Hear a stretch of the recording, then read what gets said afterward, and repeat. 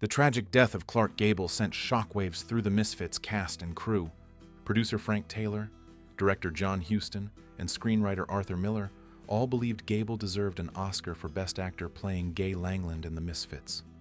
However, in order for Gable to qualify for the 1961 Academy Awards, the film must be completed and shown in a public theater by December 31, 1960. Director John Huston and Misfits editor George Tomasini relentlessly looked at 13 reels of film. In the meantime, acclaimed composer Alex North was brought on to create the film's musical score. He was given a deadline of December 15th to finish his work. Also, while reviewing more film, Huston said about Monroe's character, Rosalind, quote, "I think women will recognize and identify with her very strongly. She's all sensitivity in the film." On November 19th at Paramount Studios, Taylor, Huston, Miller, Tomasini, North, and others reviewed the completed rough cut of The Misfits, minus the score.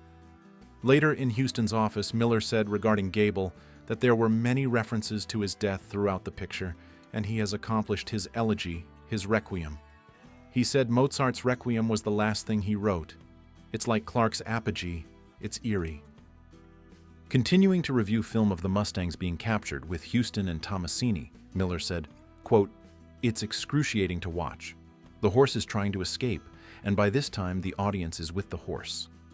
And when Gable was attacked by the Mustang, Miller continued, saying, "The great thing is that you never for a second in the stallion fight think that there's anybody else but Gable there." And Huston responded, quote, "They'll think we killed Clark." Huston then turned to composer Alex North to get his thoughts. North said, quote, "I forgot music during the last third of the picture because I was so taken with it."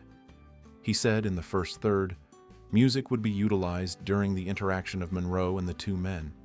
He felt the music should be more universal than specific. At first, he wanted to show the mood of Reno and the loneliness of Marilyn's character, Rosalind.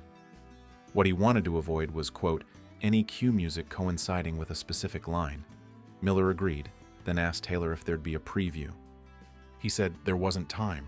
He hoped for an opening in LA on the 31st, New York on January 15th, then in 50 cities by January 30th.